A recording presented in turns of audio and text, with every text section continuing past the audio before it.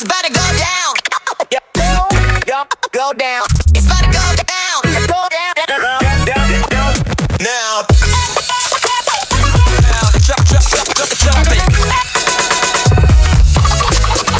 Drop it. Make it pop. Now. Drop it.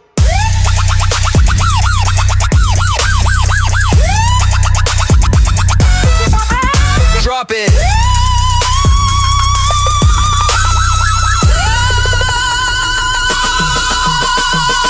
And welcome to the Pops and Drops podcast. On today's episode, we have Kai, who goes by Oh.Gee. He's been DJing in Portland for over a decade. How's it going? Pretty good, man. How are you doing tonight? We're doing great. Yeah. So when did you, or what kind of got you into DJing in the first place? All right. I mean, it's started, kind of listening to earlier, like, progressive trance, like Tiesto. I found that kind of in high school as it was, kind of exploring different genres of music after just listening to like a bunch of rap and rock. And I was like, what else is there? And that music kind of, inspired me to dive deeper into it. And then I ended up living with some roommates at the time who were DJs. And they kind of were, already kind of into it.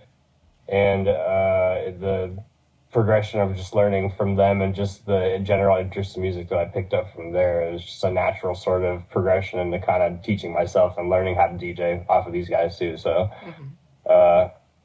after that, just kind of progressed from, going to all these shows and seeing all these famous DJs and artists in town or wherever it is at these venues or at the Gorge and all these wonderful places, to kind of just getting that feeling like, I kind of want to be up there, Yeah.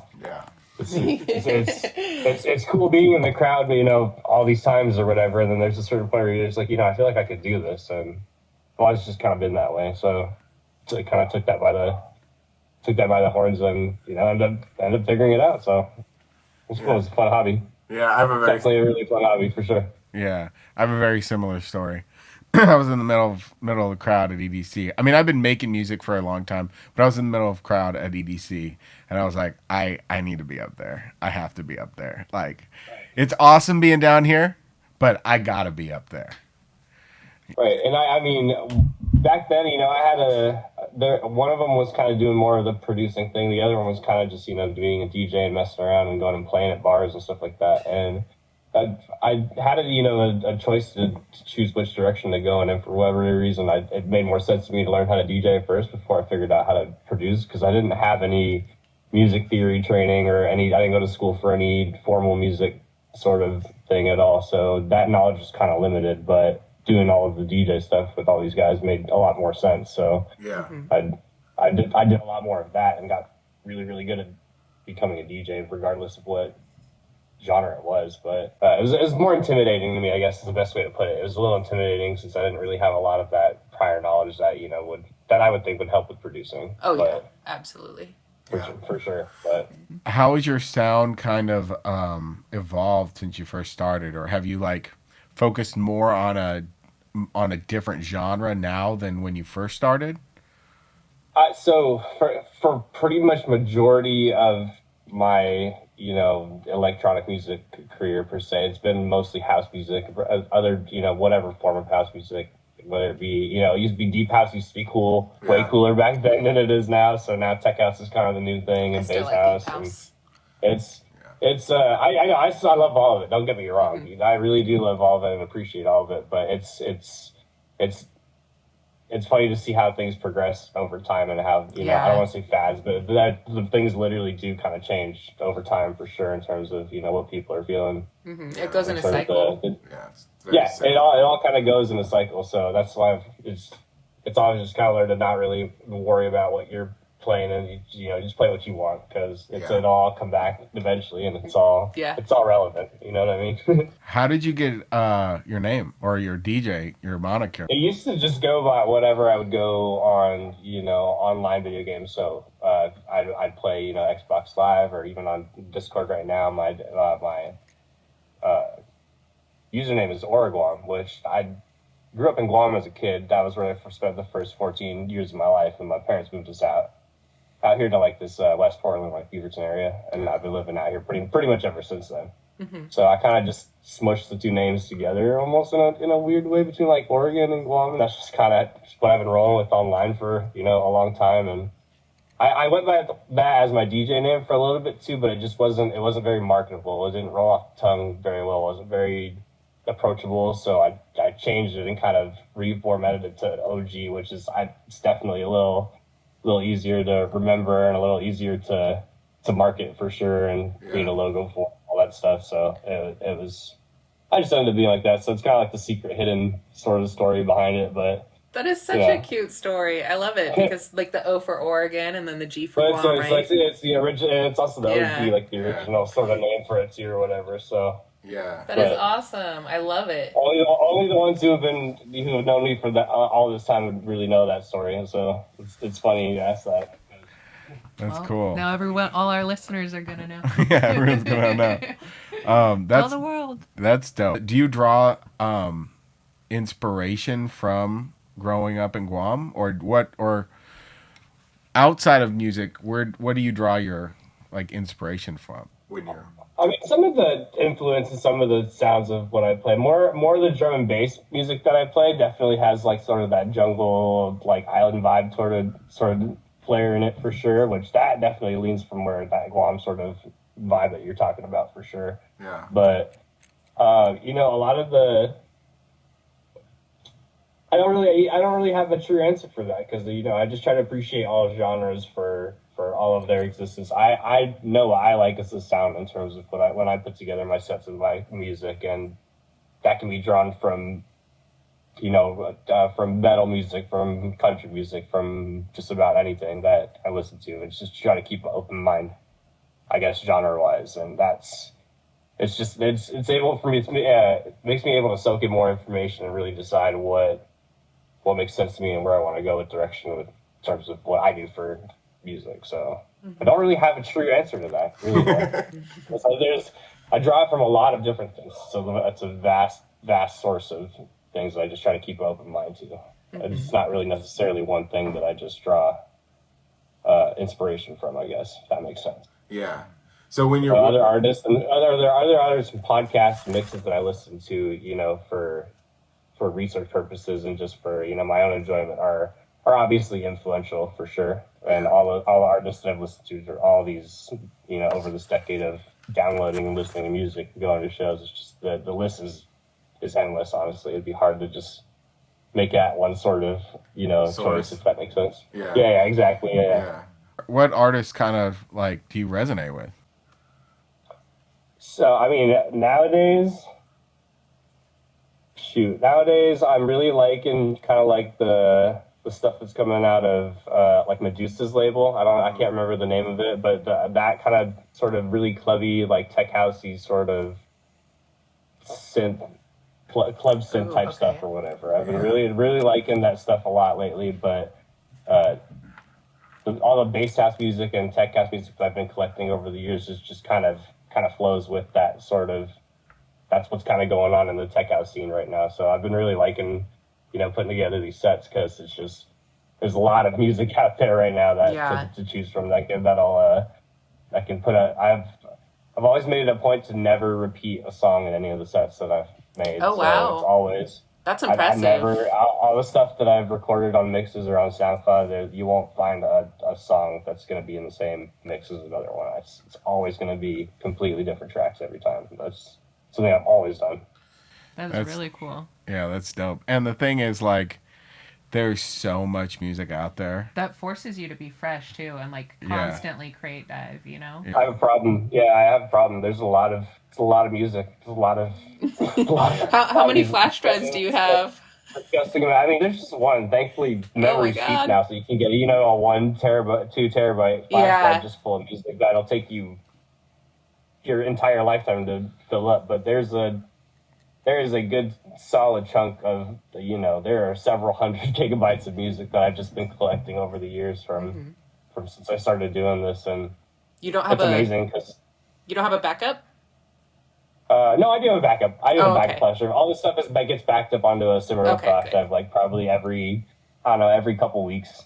or every time I do like, a major like downloading session of music and stuff like that, then I'll I'll throw it on the other one and back it up real quick. But Nice. it's a lot. It's too much cloud storage for me to pay for. I might as well just have Yeah, a for separate. real. It's a lot. It's a lot. It is this eye-watering amount of music from not just house music either. It's just a lot of stuff from just been collecting over the years. So, Yeah. but Is there any artist that you saw live that really like hit you, or a show that's like super memorable to you? I mean, one of the first shows that I could ever remember that I was just like, I need to be up there. Pretty much, it was probably about 12 years ago, and I went to go see. It was Porter Robinson. This was back when he was still doing kind of his electro house thing, and not really like the kind of more stuff after he did. Oh my gosh, I can't remember the name of the album where everything kind of went a different direction. But Yeah.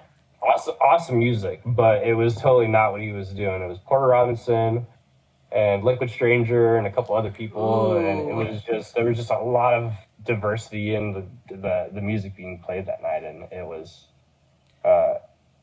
it's just new. It was just a really new experience to me too. Yeah. Coming out of high school and stuff, I didn't really go to college or have any plans directly right after high school, so I kind of just was just having fun and just doing whatever we wanted to do for a minute there.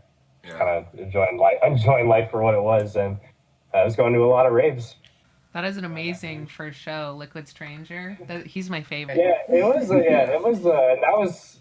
Let's see, that was so different back then too. When it was Liquid Stranger and Downlink and Datsik and all these guys were all on the same recording label back then, and it was.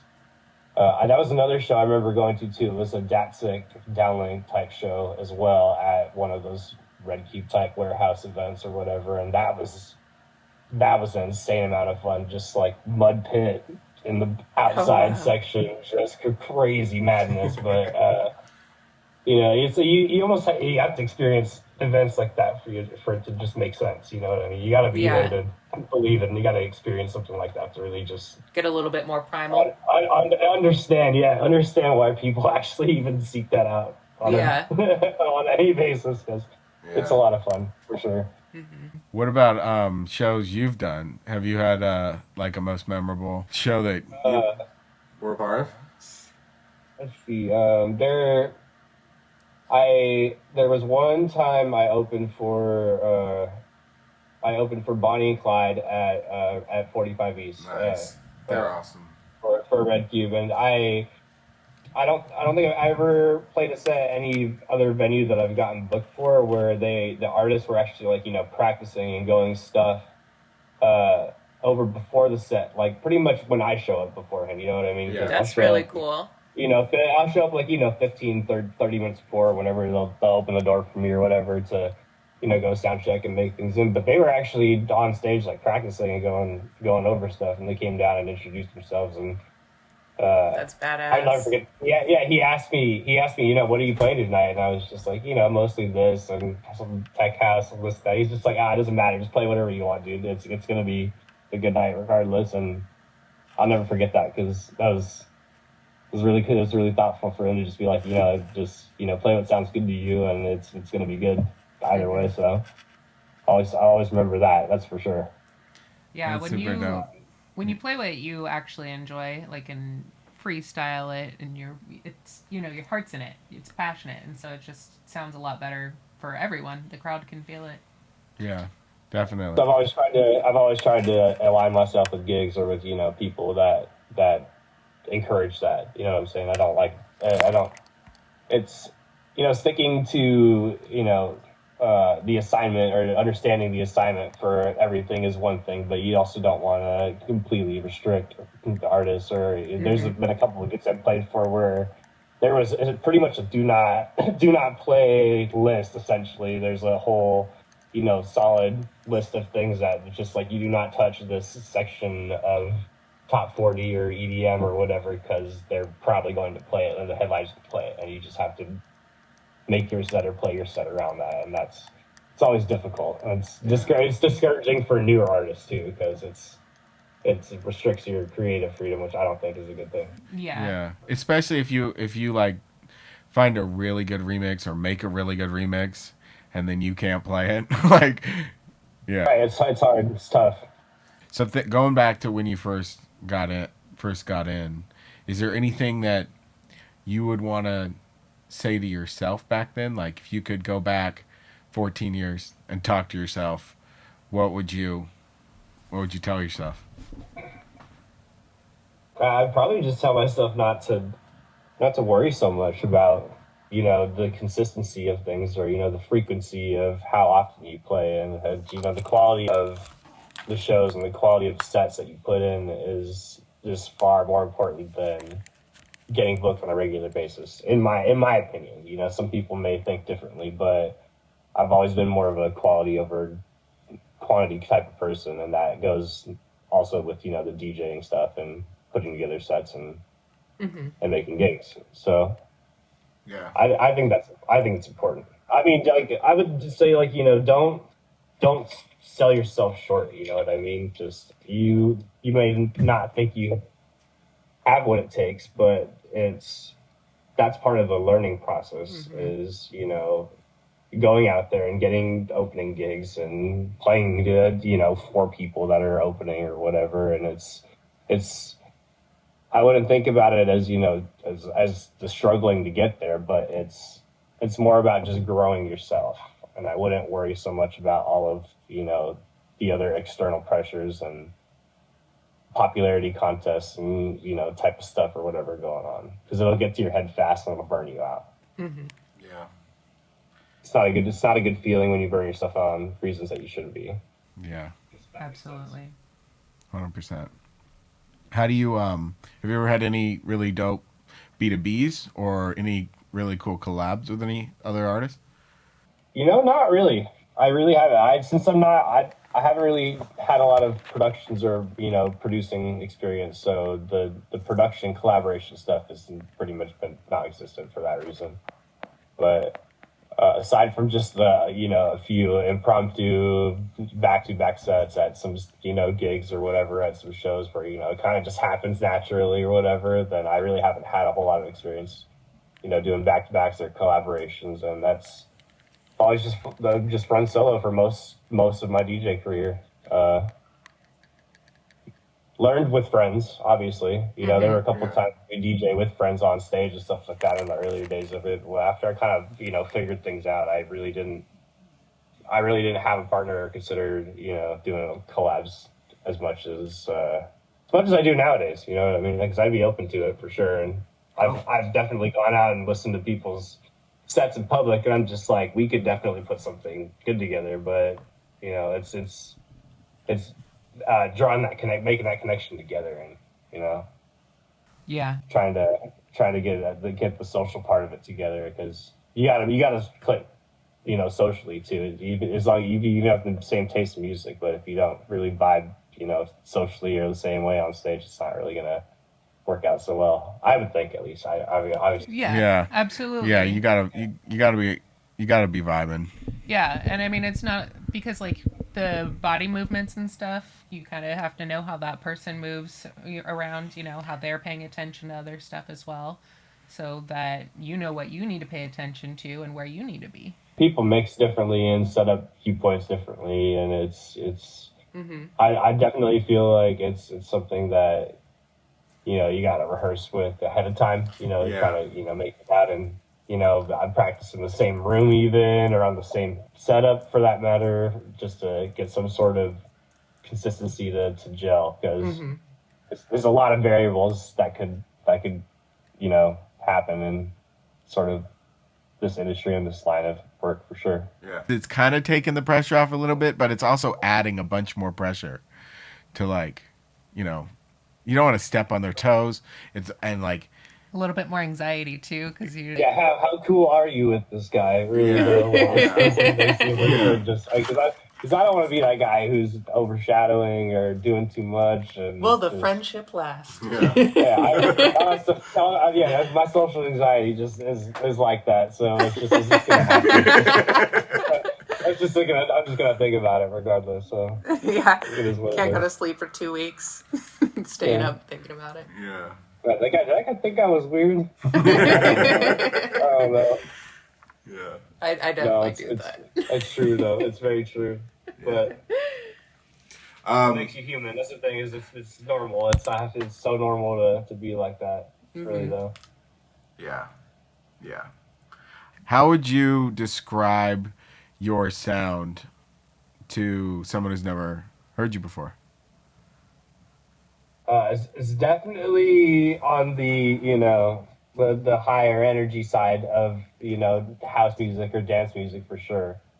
At least if you let me play what I want, as the real preference on the kind of the music of the tech house that I like, it's definitely going to be that high energy, fast paced tech house that's going to get you moving for sure. But it's also I don't know. I like the way I mix is just in a way that it all kind of it's not you're not dancing for too long, you're not waiting around for too long. I feel like I paid a lot of attention in the spacing and the timing and the breaks and making sure vocals are making sense and sets are all keyed out. There's a lot of fine details to a lot of the stuff that makes it arguably take a lot longer than it should for sure. But Yeah. I'm just a perfectionist really at heart, and it's just that's what it's gonna take for me to actually be okay with going and playing out something in public. But Yeah. yeah, it probably makes things take way longer for sure though than it should. I'm gonna go over the set a couple more times before I go over some of this music and stuff. And by the time I'll wake up on Thursday, I'll get there and it'll be like, can I change this? Do I need to change this? And I have to like fight with myself to just leave it alone and just tell myself that it's fine, that it's okay, and that it sounds good because I've gone over it already 10 times and I'm sure it's great. But Do you have the mindset of like it can always be better sort of thing? yeah, that's just Yep. it. Like, as I feel like it could always be better. I just need more time. If I just had more time, it could always be better, and it's always been like that. Always, not even just with DJing, it's with everything, legitimately everything. So do you have like when you're building your sets and getting ready, do you have like a goal or a message that you're trying to portray? Or what's the overall vibe that you want the audience to experience? I just want it so that when you're out, on the dance floor, at the club, having a good time, that should just be the one place where you shouldn't just have to worry about any of the crap going on anywhere else in the world. That should be the one safe place where it doesn't matter what you look like or who you prefer, to have relations with, or none of that should matter when you're out on the dance floor, in my opinion. So it's really just making sure that everybody has a safe, respectful place to have fun and not worry about stuff. Yeah. That's just it. That's really it. So you kind of want the rest of the world and the rest of the problems to melt away and just be present when you're playing. Right. Yeah. Right. Awesome. That's just it. That's all it is. It's simple. Yeah. There's it's you're only going out for a little bit. It's just a little bit of time that you can just use to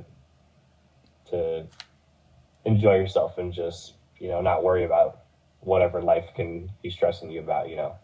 Because you need time to yourself. You need some fun.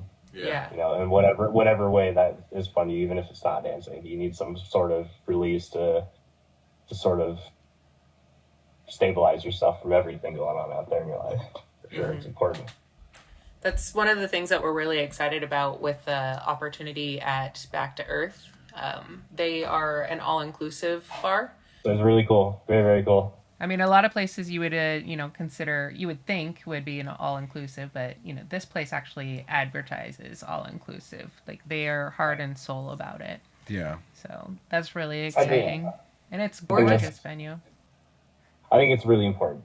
Yeah. Yes. I think it's very, very important. I think it's the right thing. That's Yeah. the thing. I don't think anybody should be excluded from being able to enjoy themselves, in my opinion. So Yeah. for any reason at all. Kind of like honestly. the gatekeeping in the industry too, Yeah. They kind of Right. prevent you from Right. coming up. Yep. It's hard. There's the there's a lot. The market's saturated, you know. Yeah, that's true. There's a lot of faces. There's a lot of people, and you got to do a lot to make sure that you stand out nowadays, and that you are you stay relevant. You know. Yeah, I'm really looking forward to hearing your set, man. Yeah, I'm excited. Yeah. I'm really excited. It's been a while since I've had the time to go out and put together a set and go out and play it. So I'm excited that you guys are having me out, because It's gonna be so good. It's gonna be a blast.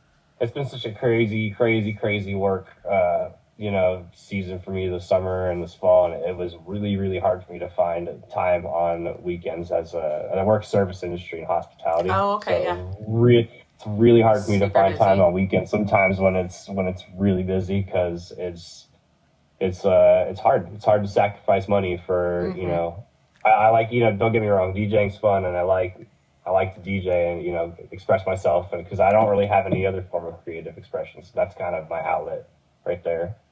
But it doesn't quite pay the bills like the day job does, and that's just the reality of it sometimes. So but it's about work-life balance. That's what's been tough for me this year, and I think that's kind of the goal to work on going forward for this next year, is to try to find that work-life balance between all the stuff I want to have fun with and enjoy myself with, and being able to still pay the bills and get stuff done and keep health insurance and all that good stuff. Health insurance is important. Yeah, easier said than done, unfortunately. I know. It's so a expensive. crazy world we live in right now. Yeah. It's hard. It's just hard. Yeah. Do you have any other cool shows or projects coming up? I honestly no. I would love to say that I do, but I don't have anything down the pipeline, man. I've got a couple mixes that I want to release. My last one that I released was a exclusive mix for Astral Radio. It was a D&B mix, and Okay. I had a lot of fun putting together drum and bass mixes lately. That's kind of a newer sort of genre or hobby, but it's a lot of fun, and I enjoy mixing it a lot. It's a lot of fun to mix. It's a lot more diverse than house music can be sometimes. Yes, that But is true. my true love lies with house music, though, and for anybody who's watching here, I'd love to play anywhere. For sure. It's hard nowadays. Like I was saying with the work schedule, it's the more advanced notice is better, but the better, I guess. Just because, especially around the holiday season too, it's so demanding for sure. So Well, where can everybody find your mixes? Is it SoundCloud and SoundCloud for sure. That's where all the mixes are posted right now. I don't really have, like I said, any original productions. That's definitely a goal for this next year too, is to kind of start figuring that out too. And as the season gets, slower after the holiday season, for me, I'll have a lot more time to kind of reassess everything and decide what I want to do with sort of the projects to start with the year and stuff like that. But Is your just try to. is your Oh, sorry, handle go on it Oh.Gee, or is it Oh.Gee? I'm gonna have to. It's SoundCloud.com, and I believe it's OG PDX. So it's OHGEE PDX, and Okay. that's gonna be the SoundCloud Nice. plug right there. But Instagram and Facebook will have that link on there too as well. If you find me on there, for sure. Cool. I try to keep the pages updated with the latest mixes too, for sure. But Awesome. man, it's just finding time for a lot of this stuff and social media stuff. I know, It's just been so hard for me lately. Yeah. I hate But it. I'm so it's a lot. That's another thing that I would tell my future, my past self too. It's just be prepared for the amount of time that you're gonna invest into social media, and even just preparation for stuff alone is just, I didn't think it would take as much time as it would to put a good Facebook reel out that's got the proper promotion and tags and. Yeah. I would have never thought, but it's such an integral part of promoting a good, successful show, which I'm sure you two definitely know about for sure. Yeah. Yeah. It's one of the cheapest and most effective forms of advertising, really. Though. It Yeah. is. It is. and I'm grateful that it exists, and Facebook and Instagram and YouTube and all that stuff. I'm grateful it all exists, but it is a pain in the ass to is to keep exhausting. up with all of the channels that you have to post stuff to, and you got to post every day, and like it's just like, come on.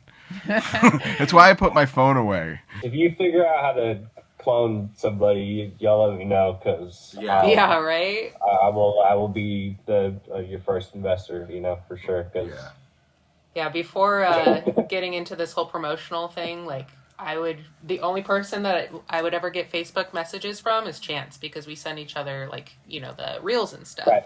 Yeah. Totally. But now it's like, I don't know, anywhere from 10 to 20 different messages from different people a day, 10 to 20 different people a day. And it's, y'all are killing it. I mean, the reach is absolutely, it's great to see, because I mean, it's very time consuming. It is so yeah, I was gonna say it's a lot of work. It's a lot of work, but I just want you two to know that we appreciate it. Thank you. It's Thanks visible. for seeing You us. can definitely you can see the growth, like for real though. You can see the growth, and obviously the cause and the values and the morals are important. Mm-hmm. That's I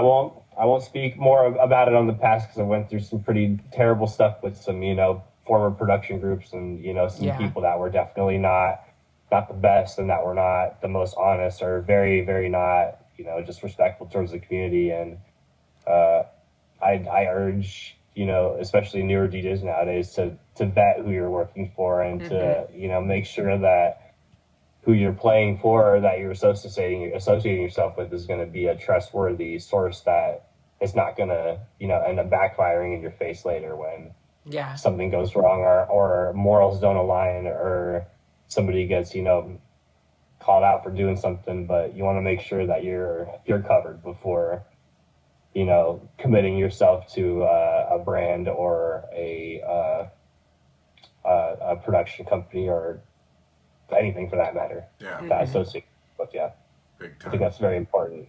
That's the final message right there, is vet who you're working for. For sure. But you guys, it's crystal clear with our points, so there's no question about that, for sure. Thank you. Yeah, we try and make sure nobody has any questions about that, and if anyone does, we're very upfront, and we'll speak on it. So and I appreciate that. Yeah. I think it's big.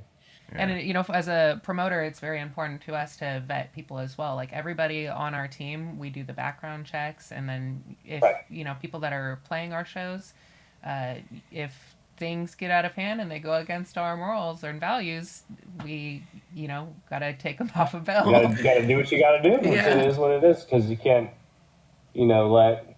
let somebody else's decisions or morals put a stain on all the hard work and all the effort that you're going to put into creating your brand and creating your enterprise. It's the last thing I'll let happen to myself. That's for sure. Yeah, exactly. And it's not just about our brand too. No It's way. like everybody else that's going to be on that bill too.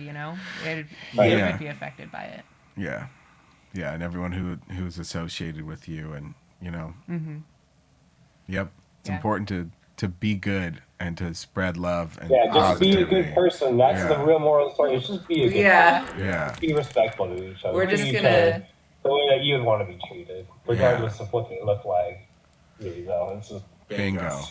a simple concept, but let's just all do that, and everybody will be okay. Yeah. We're going to take that 10 seconds and put it on a loop for 30 minutes, and that's going to be this podcast. I love that. Just be good. Yeah. Yeah. Just be a good person. That's it. Yeah. Yeah. Absolutely. Awesome. Well, we're really looking forward to. Yeah. Yeah, Hearing you man. play. Likewise. We're really, really, really looking forward to coming out and playing. It's going to be so much fun. Absolutely. Yeah. Mm-hmm. So we will see you tomorrow.